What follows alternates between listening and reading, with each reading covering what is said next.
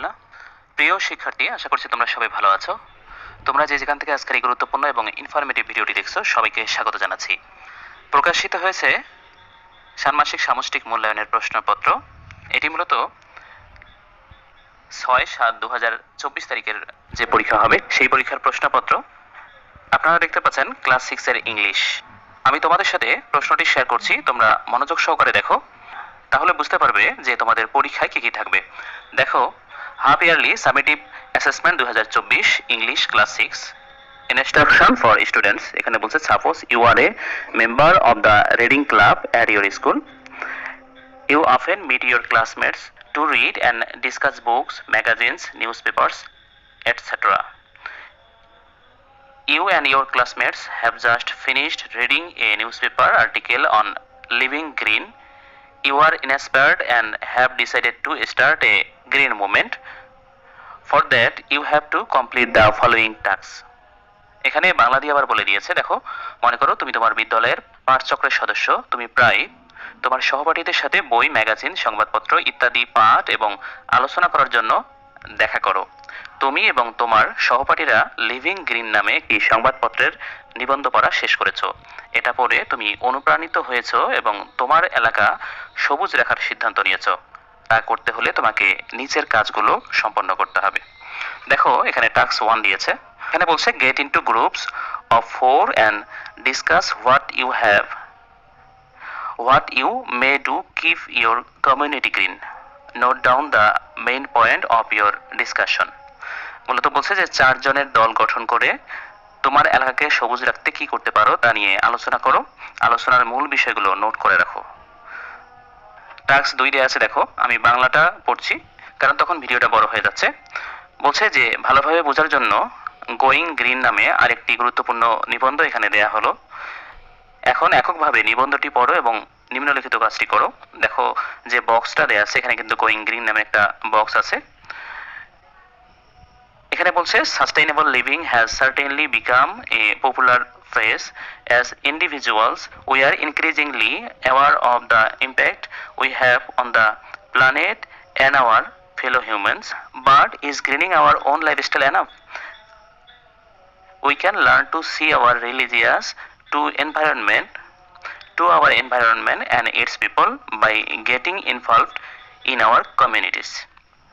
আমি পড়ছি না, তোমরা স্ক্রিনশট দিয়ে রাখতে পারো। এটি তোমাদের প্রশ্নপত্র। এবং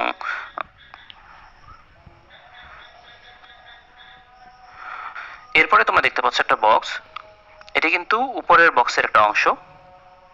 এখানে বলছে people are increasingly curious about living green. If you bike to work, use compost or buy organic food, tell people why. If people are interested in trying it themselves, show them how. তারপরে দেখো বলা আছে note the adjectives in the given text and the noun they describe. Copy the table in your script. Complete the table below with 5 adjectives from the text and write the nouns they refer to.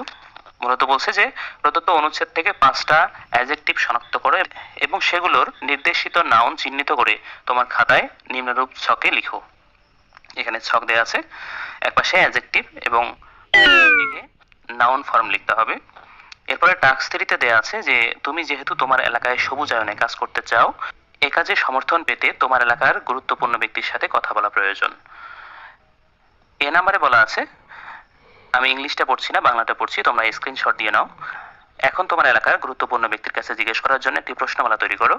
তোমার প্রশ্নমালায় কমপক্ষে 5টি প্রশ্ন থাকবে এবং প্রশ্নগুলো প্রশ্নবোধক বাক্য তৈরি এবং সঠিকভাবে প্রশ্নবোধক চিহ্ন ব্যবহার করার নিয়ম মেনে চলবে।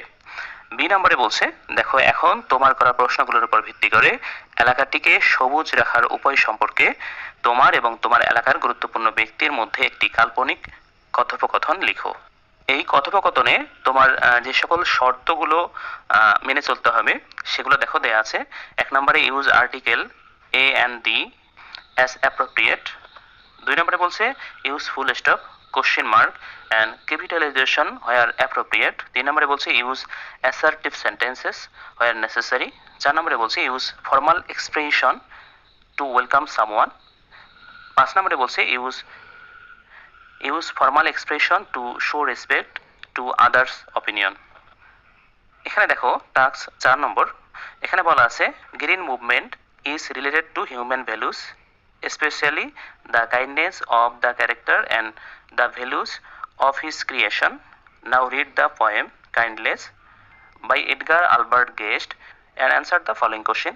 এখানে মূলত গ্রিন মুভমেন্ট মানুষের মূল্যবোধের সাথে সম্পৃক্ত, বিশেষ করে স্রষ্টার সৃষ্টি এবং তার সৃষ্টির মূল্যবোধ। এখন এডগার অ্যালবার্ট গেস্ট এর লেখা কাইন্ডনেস কবিতাটি পড়ো এবং নিচের প্রশ্নগুলোর উত্তর দাও। দেখো এখানে কাইন্ডনেস কবিতাটি দেয়া আছে, তোমরা ছকের ভিতরে দেখতে পাচ্ছ।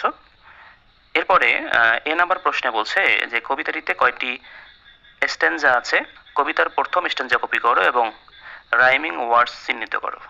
বি নাম্বার বলছে নিচের ছকটি খাতায় এঁকে কলাম এতে কবিতা থেকে 5টি ওয়ার্ড লিখো এবং কলাম বিতে সেগুলোর সাথে ছন্দের মিল আছে এমন ওয়ার্ড লিখো। বুঝতে পারছো কি করতে হবে। সি নাম্বার বলছে right at least 5 sentences explaining how the theme of the poem kindness relates to the concept of living green. Use no less than 5 adjective in your sentence. মূলত বলছে যে কাইন্ডনেস কবিতাটির মূল ভাব লিভিং গ্রিন এর ধারণার সাথে কিভাবে সম্পৃক্ত তা ব্যাখ্যা করে কমপক্ষে 5টি বাক্য লেখো। তোমার লেখায় কমপক্ষে 5টি অ্যাডজেক্টিভ ব্যবহার করো। প্রিয় শিক্ষার্থী, এই ছিল তোমাদের 6ষ্ঠ শ্রেণীর ইংরেজি কোশ্চেন। এই কোশ্চেনটি তোমরা সমাধান করে আগামীকাল পরীক্ষা দিতে যাবে, ইনশাআল্লাহ এখান থেকে 100% কমন পড়বে। তোমাদের পরবর্তী পরীক্ষাগুলোর প্রশ্ন এবং তার সমাধান পেতে এই চ্যানেলটি সাবস্ক্রাইব করে রাখো এবং পাশে থাকা বেল আইকনটিকে অন করে দাও, যাতে পরবর্তী ভিডিও আপলোড করার সাথে সাথে তার নোটিফিকেশন তুমি সবার আগে পেয়ে যাও। প্রিয় শিক্ষার্থী, তোমরা সবাই ভালো থাকবে, সুস্থ থাকবে। তোমাদের আগামী দিনের ভালো পরীক্ষা হোক এই প্রত্যাশায় আজকে বিদায় নিচ্ছি। আল্লাহ হাফেজ।